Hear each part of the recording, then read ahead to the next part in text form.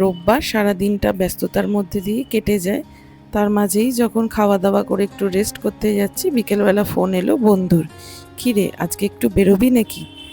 আমি ভাবলাম বেরোনো যেতেই পারে, অনেক দিন তো বেরোইনি, তোদের সাথে দেখাও হয় না। তাই জন্য বেরিয়ে পড়লাম আমরা একটু ঘুরোঘুরো করতে। কোথায় যাচ্ছি তার জন্য ভিডিওটা পুরো দেখতে হবে।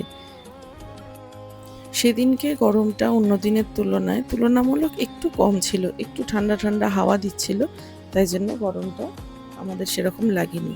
পৌঁছে গেছি আমরা সবাই গন্তব্যস্থলে। এই যে আমাদের বন্ধু, যারা আমাদের ফোন করে যাওয়ার জন্য ইনভাইট করেছিল। তো এই যে দাদাভাইয়ের সাথে বনুর দেখা হয়ে গেছে, খুব এক্সাইটেড। কোথায় যাব কোথায় যাব, এক্ষুনি আপনারা জানতে পেরে যাবেন আমরা কোথায় এসেছি। এই যে হলো আমাদের গন্তব্যস্থল। আজকে আমরা এখানে ঘুরো করতে এসেছি, গঙ্গার হাওয়া খেতে।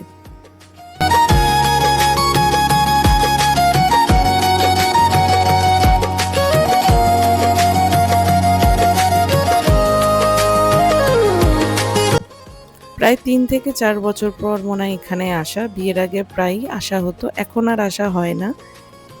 আমার মেয়েকে নিয়ে ফার্স্ট টাইম আসা এখানে।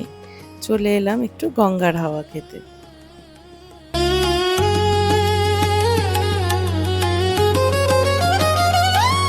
অনেকদিন পর যেহেতু এখানে আসা, তো প্রাকৃতিক সৌন্দর্যটাকে একটু উপভোগ করে নিচ্ছি।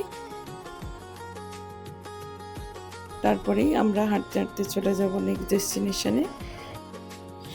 বাচ্চাগুলো খুবই এক্সাইটেড ছিল নৌকায় চড়বে বলে, সেজন্যই আমরা আস্তে আস্তে হাঁটা লাগালাম যেখান থেকে নৌকা ছাড়ে সেখানে। এখন কোনো আইডিয়া নেই কত রেট হয়েছে না রেট হয়েছে, সেটা অবশ্যই আপনাদের সাথে শেয়ার করব।